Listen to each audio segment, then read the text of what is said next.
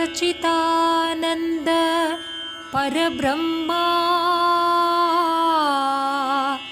पुरुषोत्तमा परमात्मा श्रीकल्की भगवती समेत श्रीकल्की भगवते नमः।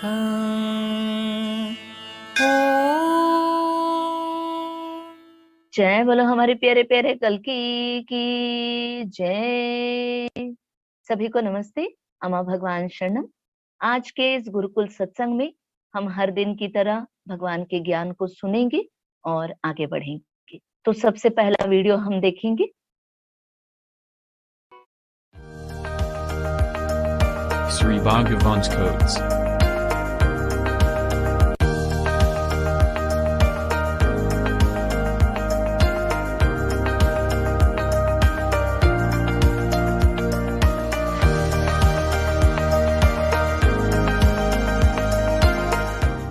Resistance is failure of intelligence.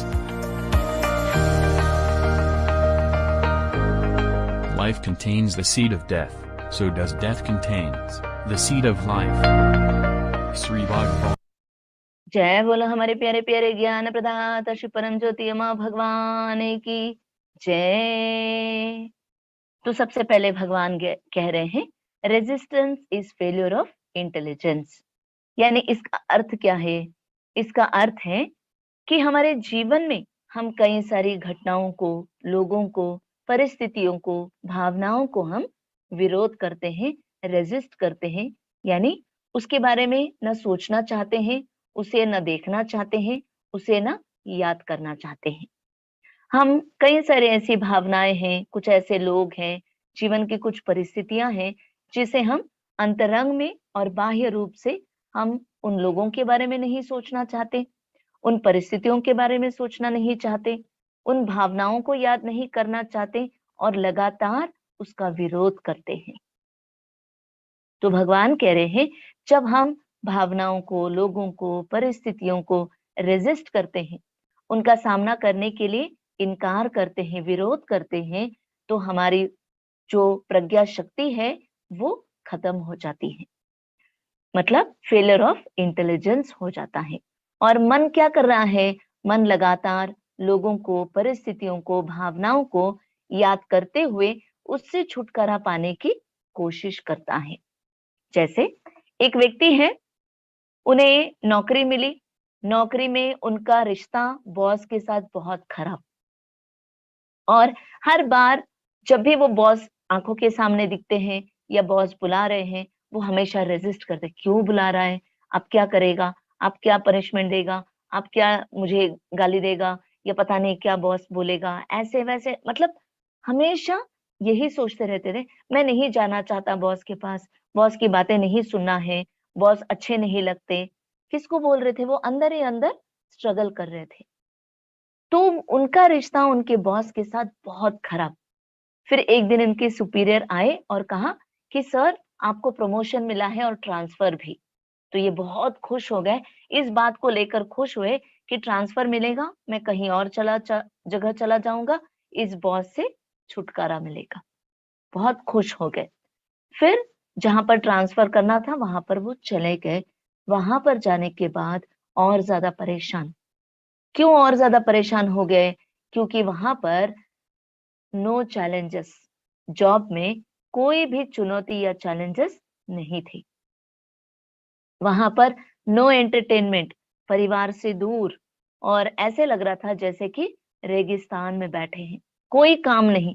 दिन भर में बड़ी मुश्किल से 2 घंटे के लिए काम मिलता था, बाकी सारा दिन उस गर्मी में, अजीबोगरीब हालातों में। ऑफिस भी ठीक नहीं था, वातावरण भी ठीक नहीं था, और घर का खाना भी नहीं, परिवार से दूर हर बार, और नेटवर्क की प्रॉब्लम। बहुत परेशान हो गए। तो यहाँ पर उन्होंने सोचा कि बॉस से छुटकारा मिला, मगर यहाँ पर आकर क्या हुआ? कुछ ऐसी परिस्थितियां आई जिसके बारे में वो सोचना नहीं चाहते थे। घर को मिस कर रहे हैं, माँ के खाने को मिस कर रहे हैं, ब्रदर सिस्टर को मिस कर रहे हैं। फिर एक दिन इन्होंने सिस्टर को फोन किया। सिस्टर को फोन किया, सिस्टर ने कहा मैं बहुत बिजी हूँ भैया, मैं आपको बाद में कॉल करती हूँ। और बहन का कॉल बाद में आया ही नहीं। इनको और बुरा लगा। इन्होंने सोचा ये लोग इतने बिजी हो गए कि ये मुझे मिस नहीं कर रहे, मैं इन लोगों को मिस कर रहा हूँ, ये लोग मुझे मिस नहीं कर रहे हैं। फिर वहां पर एक दो जो सेवक थे, सेवकों को मिले। सेवकों से इन्होंने कहा आप प्लीज प्रेयर कीजिए, मैं वापस अपने घर जाना चाहता हूँ, मैं यहाँ पर काम नहीं कर सकता।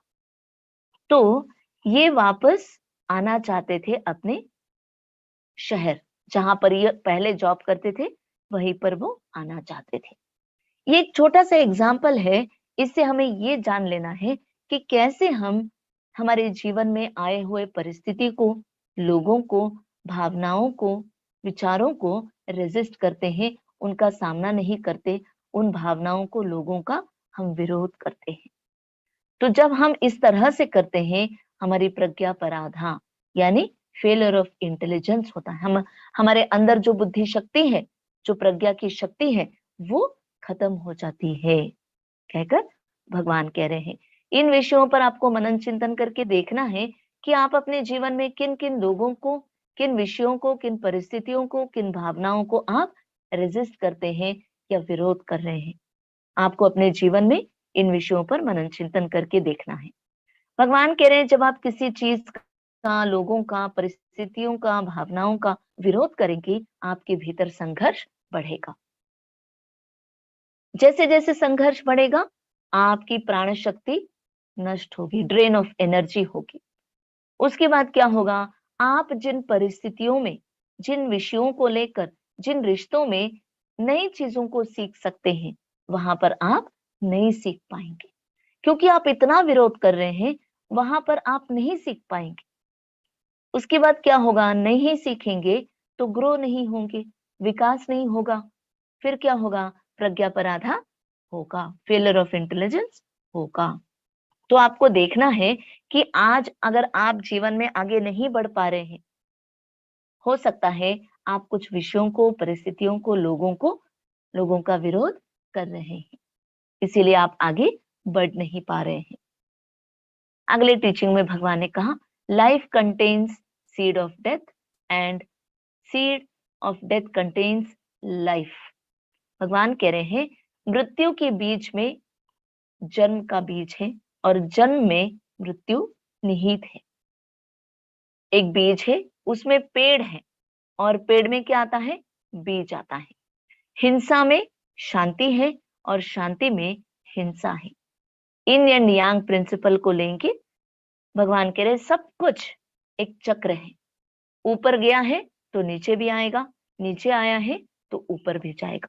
अगर हिंसा है तो शांति भी होगी, अगर बीज है तो इसका मतलब है पेड़ है, पेड़ है तो इसका मतलब है बीज है।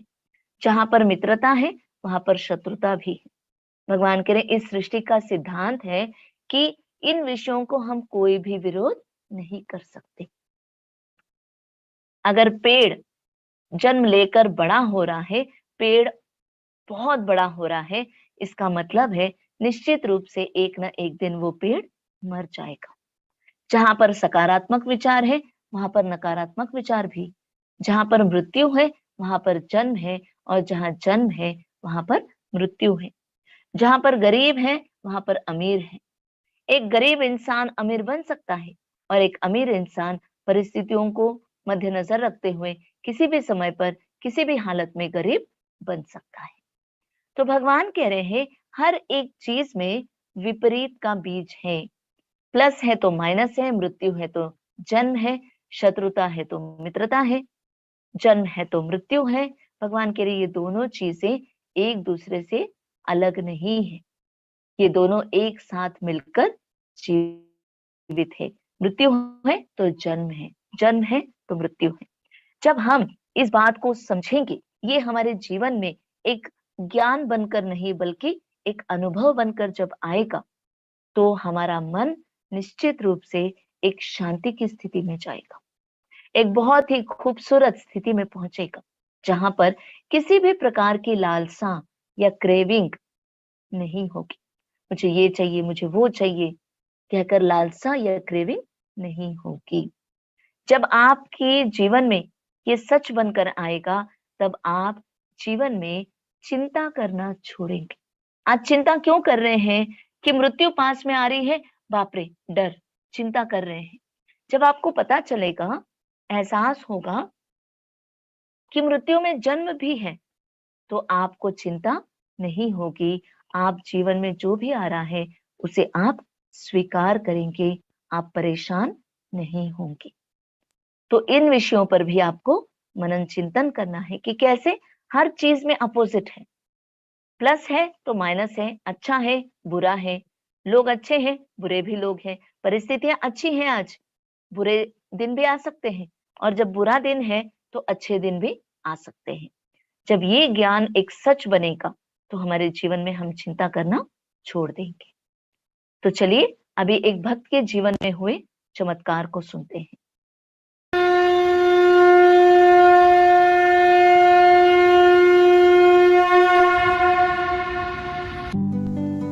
आप सभी को नमस्ते। आइए सुनते हैं श्री भगवान का प्रकटित बोध। जब आप अपने विरुद्ध कार्य करते हैं तो आप हताश, निरुत्साहित और दुखी हो जाते हैं। आज का चमत्कार। कोलकाता से मैं शुभ्रा घोष हूँ। भगवत धर्म से मेरा परिचय 1 वर्ष पहले हुआ। हम लोग सत्यलोक नहीं गए हैं, परंतु पूज्य दासाजी द्वारा संचालित दैनिक कॉन्फ्रेंसिंग के माध्यम से श्री परम ज्योति के बारे में बहुत कुछ जान गए हैं और श्री परम ज्योति के दिव्य अनुग्रह से अपने जीवन में बहुत से चमत्कार अनुभव किए हैं। कोविड-19 महामारी के कारण मेरे पति को उनके व्यापार में बहुत सी दिक्कतें आ रही थी। व्यापार घटता ही जा रहा था क्योंकि ग्राहक बहुत कम हो गए थे। ये सब सामाजिक सम्मेलनों और समारोहों पर लॉकडाउन के कारण लगाई पाबंदियों की वजह से हुआ। मेरे पति बहुत ज्यादा परेशान थे क्योंकि दुकान में इकट्ठा होते सामान की कीमत का भुगतान सिर पर था, साथ ही और खर्चे और काम करने वालों की तनख्वाहें भी देनी थी। इन सब मुश्किलों के दिनों में के बीच में हम लोगों ने सहस्त्रनाम हवन 2021 में भाग लिया। श्री परम ज्योति से हमने समृद्धि और सारी अड़चनों को दूर करके व्यापार से एक नियमित आमदनी के लिए प्रार्थना की। हमने हमारे मुनाफे का एक हिस्सा सेवा गतिविधियों और भविष्य में आयोजित किए जाने वाले हवनों के लिए दान देने का संकल्प लिया। चमत्कारिक रूप से 1 सितंबर से व्यापार में वृद्धि होने लगी और हमारी कमाई ठीक उतनी आने लगी जितनी की प्रार्थना हमने हवन में की थी। श्री परमज्योति अम्मा भगवान के दिव्य अनुग्रह से हम 2021 नवरात्रि हवन और विद्या हवन में भाग ले सके। हमारी सारी मनोकामनाएं पूरी करने के लिए उनके दिव्य चरण कमलों में कोटि कोटि नमन। हम आपसे बहुत प्यार करते हैं। जय बोलो ऐश्वर्य प्रदाता श्री परमज्योति अम्मा भगवान की जय। जय बोलो हमारे प्यारे प्यारे अम्मा भगवान की जय। तो देखा कि कैसे एक भक्त के जीवन में अम्मा भगवान ने चमत्कार किया। तो चलिए अगले ज्ञान की तरफ बढ़ते हैं।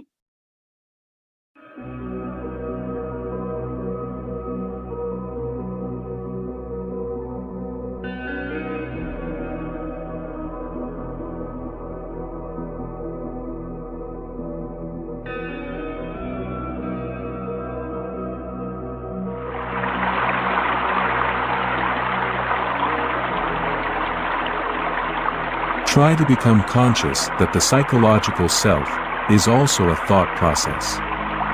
See what happens. Sri Bhagwan.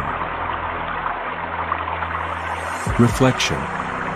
Become conscious of the psychological self.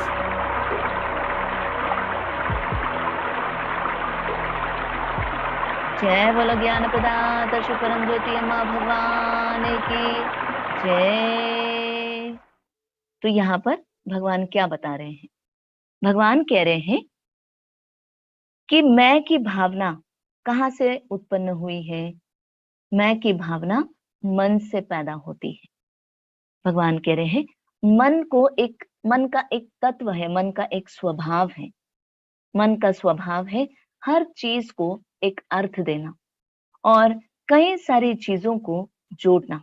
मतलब यहाँ पर एक चीज है, वहां पर एक चीज है, अनावश्यक चीजों को जोड़ना और हर एक चीज को अर्थ देना। मान लीजिए करेंसी नोट्स हैं, पैसे हैं, तो मन क्या कहेगा? वैसे देखा जाए तो वो सिर्फ एक पेपर है, मगर मन क्या बोलेगा? ये करेंसी है, 500 रुपए का नोट है, 2000 का नोट है, $100 है, 10 यूरोस है, ये बहुत कीमती है। ये कौन अर्थ दे रहा है?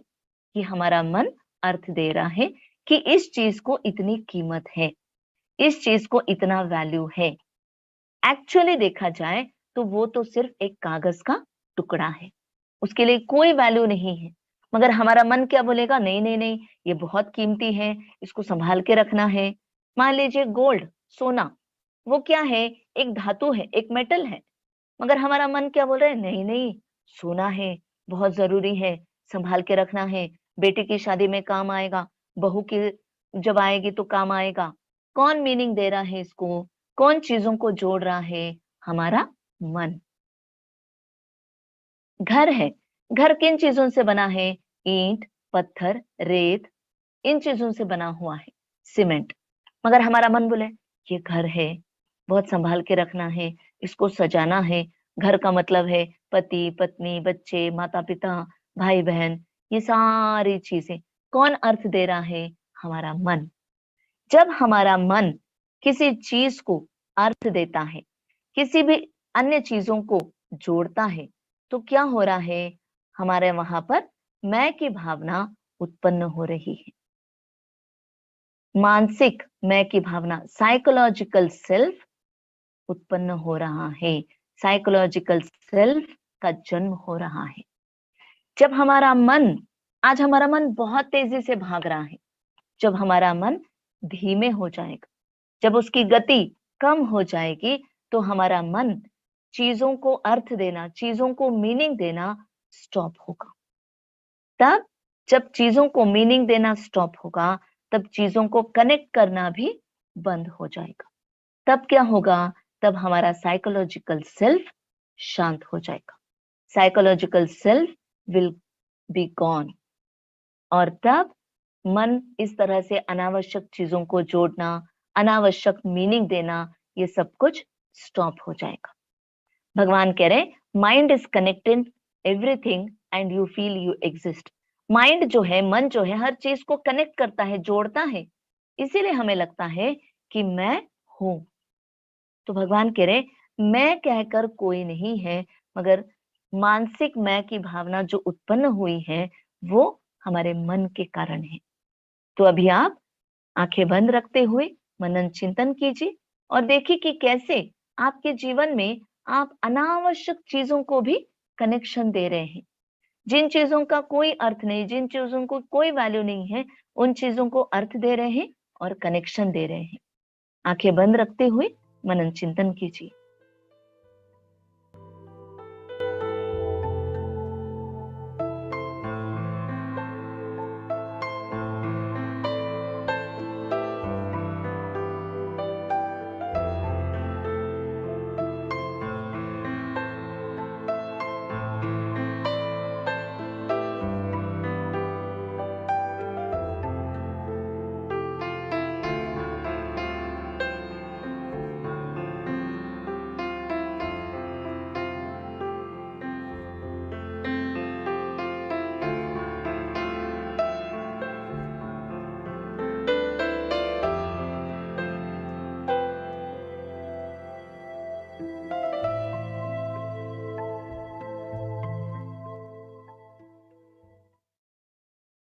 शांति शांति शांति ही।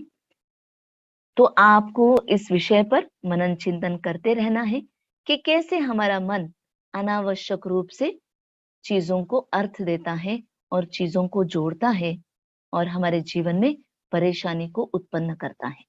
तो चलिए अगले टीचिंग की तरफ।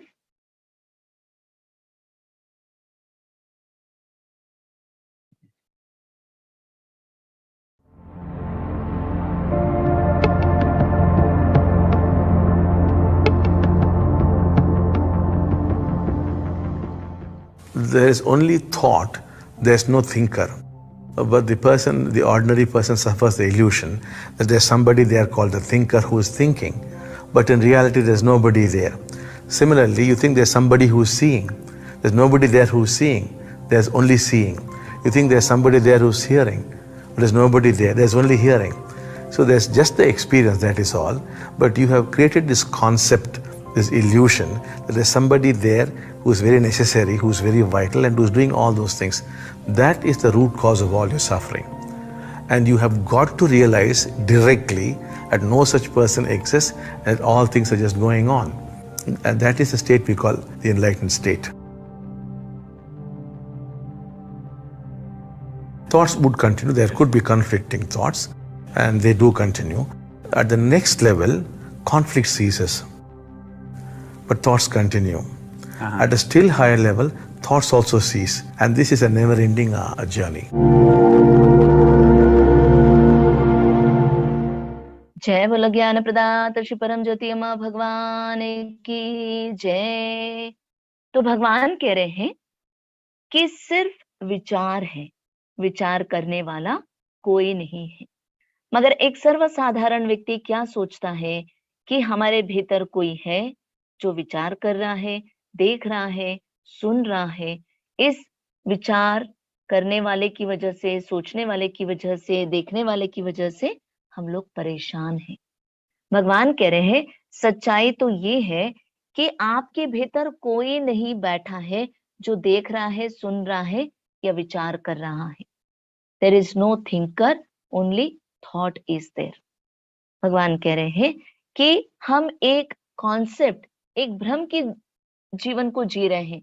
हमें लगता है कि कोई है जो बैठकर सोच रहा है, कोई देख रहा है, कोई सुन रहा है, कोई बोल रहा है। भगवान कह रहे नहीं है।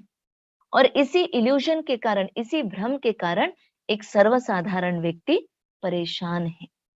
जब आपको पता चलेगा कि कोई व्यक्ति नहीं है जो सोच रहा है, देख रहा है, सुन रहा है, तब आपका दुख चला जाएगा।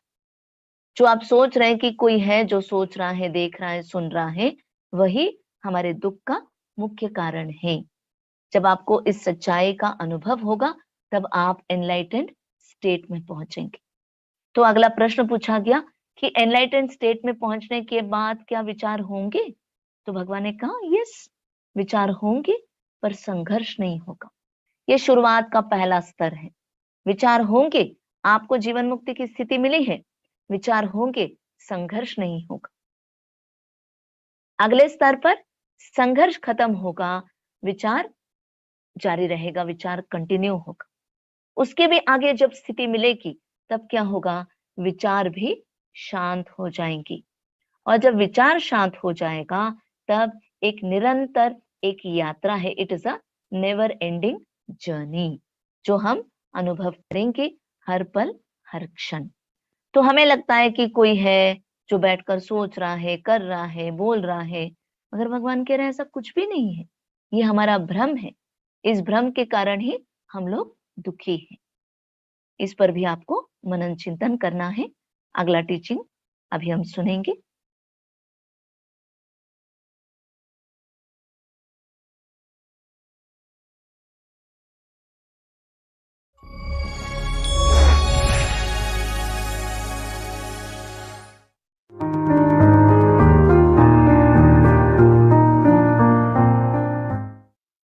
The awakened one is what one is.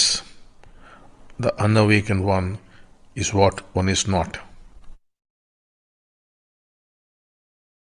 तो यहाँ पर भगवान कह रहे हैं कि मूल रूप से हम सभी लोग दिवा स्वप्न देखते हैं, यानी डे ड्रीमिंग। ये डे ड्रीमिंग क्या है, दिवा स्वप्न क्या है? ये हमारे मन का हस्तक्षेप है। जब जब मन हस्तक्षेप करेगा, इसका अर्थ है हम सभी लोग दिवा स्वप्न, डे ड्रीमिंग में हैं। जो मुक्त है, जिसको मुक्ति मिली है, वो दिवा स्वप्न नहीं देखता है, जो है उसे अनुभव करता है। मगर जिसको मुक्ति नहीं मिली है, वो क्या कर रहा है? वो कल्पना की दुनिया में जी रहा है। ऐसे होगा तो अच्छा होगा, वैसे होता तो अच्छा होता, ऐसे क्यों नहीं हुआ, वैसे क्यों हो रहा है। इस तरह से या भविष्य के बारे में सपना देख रहा है या भूतकाल के बारे में सोचकर भविष्य की कल्पना कर रहा है। ये सब कुछ क्या है? ये डे ड्रीमिंग है। तो जो मुक्ति पाया हुआ व्यक्ति है वो हर चीज को अनुभव करता है, मगर जिसको मुक्ति नहीं मिली है वो हमेशा सपनों की दुनिया में खोया रहता है। इसीलिए जब गौतम बुद्ध को संपूर्ण तरह से जीवन मुक्ति प्राप्त हुई, तो जब किसी ने उनसे पूछा, गौतम बुद्ध जी आप बताइए आपको कैसे लग रहा है? उन्होंने कहा, दिवा स्वप्न देखना समाप्त हो गया है। आप देखिए अपनी तरफ, हर पल हर क्षण क्या हो रहा है? विचारों की प्रक्रिया चल रही है। ये विचारों की प्रक्रिया क्या है? डे ड्रीमिंग, दिवा स्वप्न। हम लोग एक पेड़ को देखते बोलेंगे ये आम का पेड़ है, ये अमरूद का पेड़ है, ये काजू का पेड़ है। तो भगवान बोल रहे क्यों आप मीनिंग दे रहे हैं? पेड़ उतना ही, ये आम का है, वो अमरूद का है, वो किसी और चीज का है, इतना सब कुछ करने की क्या आवश्यकता है? जो है सो उसे अनुभव कीजिए। मगर हमारा मन क्या कर रहा है? उसे मीनिंग दे रहा है, उसे समझने की कोशिश कर रहा है और इस तरह से दिवा स्वप्न में डूब रहा है। तो भगवान कह रहे हैं जस्ट उस पेड़ को अनुभव कीजिए, वो बड़ा है छोटा है जैसे भी है उसे अनुभव कीजिए। नहीं कर रहे हैं क्योंकि हमारे जीवन में मन का हस्तक्षेप बहुत ज्यादा है। हमारे जीवन में मन बहुत ज्यादा हस्तक्षेप कर रहा है, इसीलिए हमारे जीवन में इतनी बड़ी समस्या है। तो आपको देखना है कि जिसको जीवन मुक्ति मिली है वो ऐसे के ऐसे हर चीज को अनुभव करता है, मगर जिसको मुक्ति नहीं मिली है वो जो भी वर्तमान है, जो भी स्थितियां हैं उसके साथ खेल रहा है। कभी ऐसे होगा तो अच्छा होगा, उसको तोड़ मरोड़ के कुछ बनाने की कोशिश करते रहते हैं। तो इस पर भी आपको मनन चिंतन करते रहना है। आगे बढ़ेंगे, सक्सेस सीक्रेट के बारे में जानेंगे। जीवन में सफलता पाना है तो उसके लिए क्या रहस्य है, सीक्रेट है, जानेंगे।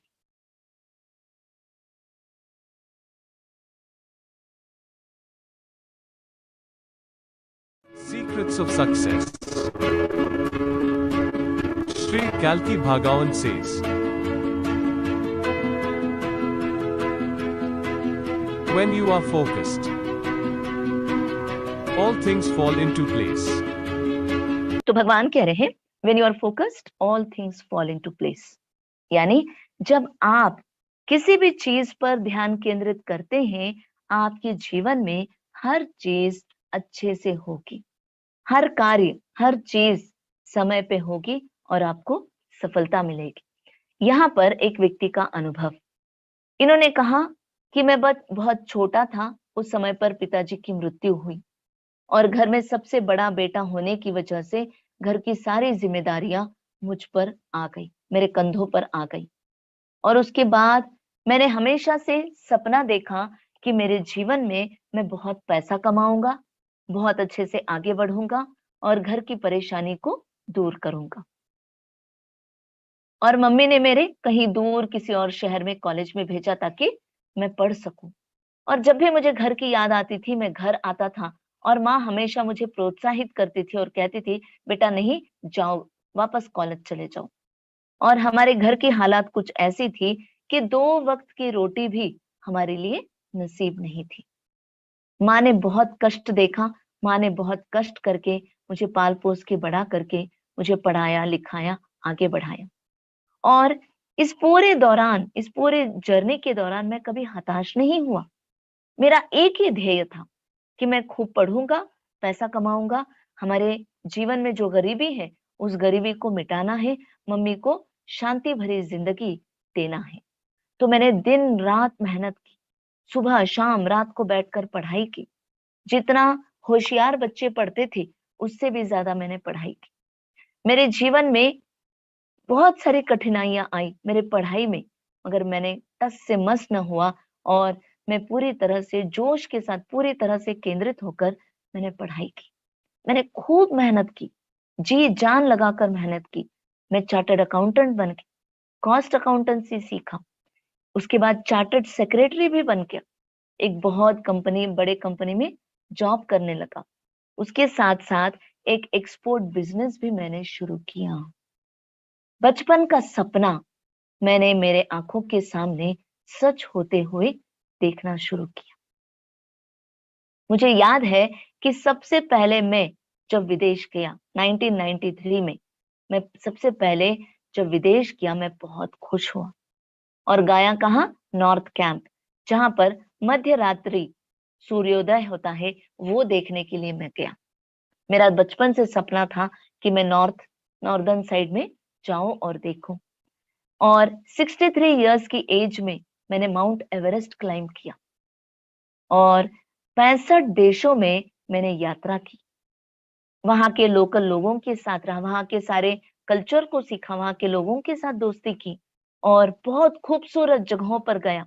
मेरी पत्नी और मेरी बेटी लगभग 22,000 किलोमीटर और 72 दिन ट्रैवल करके इंडिया पहुंचे। इंडिया के 10 राज्यों में खूबसूरत जगहों को देखा, 19 देशों में यात्रा किया, वहां के लोकल लोगों से मिला और बेस्ट पॉसिबल डेस्टिनेशंस को मैंने देखा, बहुत ही खूबसूरत नजारे देखे।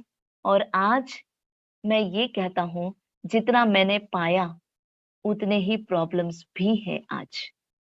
कई बार ऐसे हुआ हमें खाना नहीं मिला, कई बार नए शहर में गए हैं, वहां पर होटल में एकोमोडेशन नहीं मिला, या फिर रात को हमारे कार के शीशे टूट गए और कई सारी मुसीबतों का सामना करना पड़ा। मगर हर चीज को मैंने बहुत ही आसानी से लिया, क्योंकि मेरा पूरा ध्यान केंद्रित था मेरे लक्ष्य पर, मेरे ध्येय पर। I took everything as a pinch of salt. और मैं चलता गया, चलता गया, चलता गया, रुका नहीं, पीछे मुड़कर देखा नहीं। और आज मेरे जीवन में इतनी सफलता है भगवान के आशीर्वाद की वजह से। तो इस प्रकार से भगवान बोल रहे हैं और ये बोल रहे हैं, आज मैं 73 इयर्स का हूं। जब मैं आज अपने जीवन को देखता हूं तो मुझे पता है मेरा बचपन, एक छोटा सा बच्चा बहुत खुश हो रहा होगा कि बचपन के सारे सपने पूरे हुए हैं। तो आज मेरे जीवन में सब कुछ अम्मा भगवान ने कर दिया। जय बोलो हमारे प्यारे प्यारे अम्मा भगवान की जय। तो देखा, जब हम किसी भी कार्य को पूरी तरह से फोकस्ड होकर करते हैं तो हमें सफलता जरूर मिलती है। तो चलिए अगले टीचिंग के बारे में जानते हैं।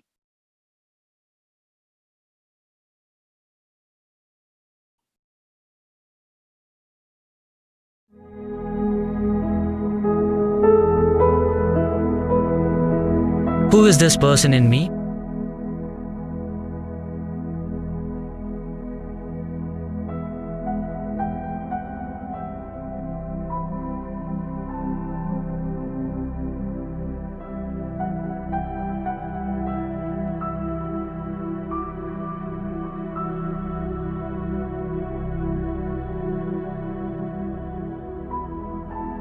There is no person, only personalities. भगवान से पूछा कि भगवान मेरे अंदर कौन है? तो भगवान कह रहे आपके अंदर कोई व्यक्ति नहीं है, केवल व्यक्तित्व है। There is no person, only personalities. यानी आपके भीतर कोई एक व्यक्ति नहीं है, कई सारे व्यक्तित्व है। गुस्से वाला व्यक्ति, शांत स्वभाव, इरिटेट होने वाला, आलसी व्यक्तित्व, कई सारे ऐसे व्यक्तित्व हम सभी के भीतर है। भगवान कह रहे हैं बहते पानी को ही नदी कहते हैं, फ्लोइंग वाटर इज रिवर। मगर हम क्या पूछ रहे हैं, नदी में पानी है क्या? उल्टा पूछते हैं हम, बहुत ही अजीब तरीके से पूछते हैं। भगवान कह रहे बहता पानी ही नदी है। नदी में पानी बह रहा है क्या? ऐसा कुछ भी नहीं है, बहता पानी ही नदी है। तो ठीक उसी प्रकार मैं की भावना, मैं कहकर कोई है क्या हमारे भीतर? भगवान कह रहे मैं कहकर कोई नहीं है, जो है वो केवल व्यक्तित्व है। हम ये सोचते हैं, इस भ्रम में है कि मेरे अंदर कोई है। भगवान कह रहे हैं आपके अंदर कोई नहीं है। एक समय पर गुस्से वाला व्यक्तित्व, किसी और समय पर शांत स्वभाव वाला व्यक्तित्व, किसी और समय पर कोई और स्वभाव वाला व्यक्तित्व हमारे भीतर समय समय पर उभरता रहता है, पॉपअप होते रहता है। तो आपको जानना है कि कैसे केवल व्यक्तित्व है, व्यक्ति नहीं है।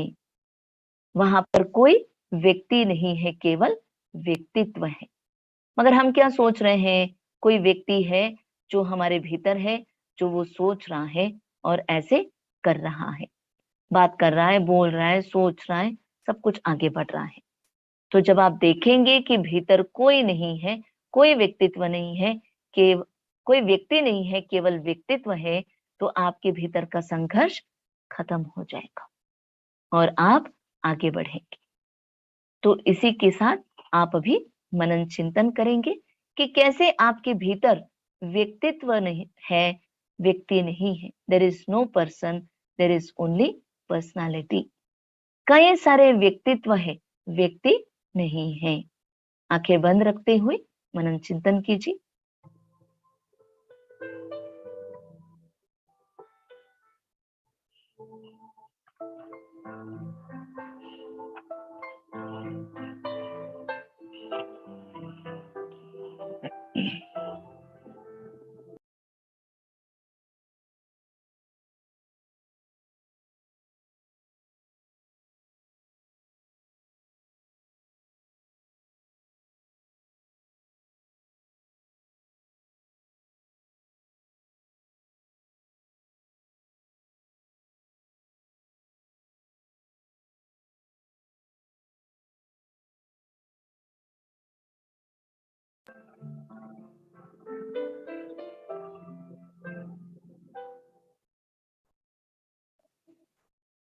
शांति शांति शांति ही।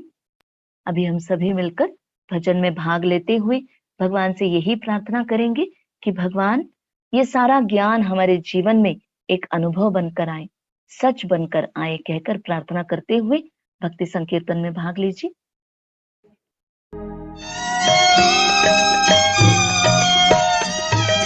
कल्की आगमनम मन कल्की आगमनम,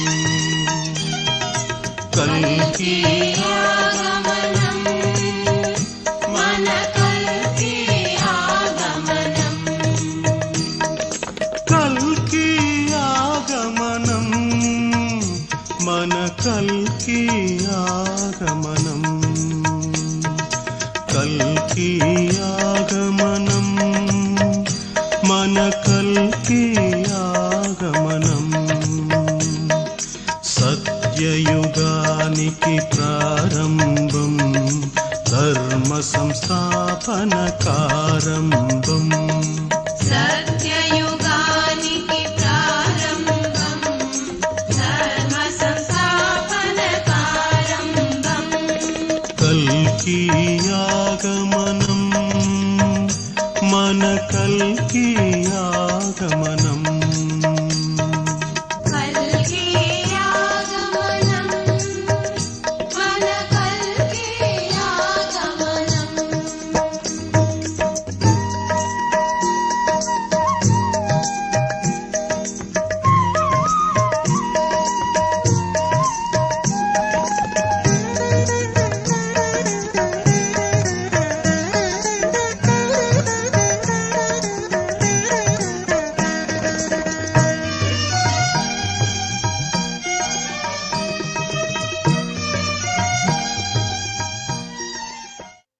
जय बोलो हमारे प्यारे प्यारे माँ भगवान की जय। तो यहाँ पर अभी हम शवासन में लेट जाएंगे। संगीत आपके शरीर को उपचार भी करता है और आपके शरीर को रिलैक्स भी करता है। तो अभी आप सभी प्रार्थना करते हुए शवासन में लेटेंगे, ताकि जो भी टीचिंग्स, ज्ञान अभी हमने प्राप्त किया है, वो हमारे जीवन में अनुभव बनकर, एक सच्चाई बनकर हमें श्री कल की प्रदान करें। प्रार्थना करके शवासन में लेट जाएंगे और कल वापस 8:30 बजे गुरुकुल सत्संग में आप सभी लोग भाग लेंगे। अभी आप शवासन में लेट जाएंगे।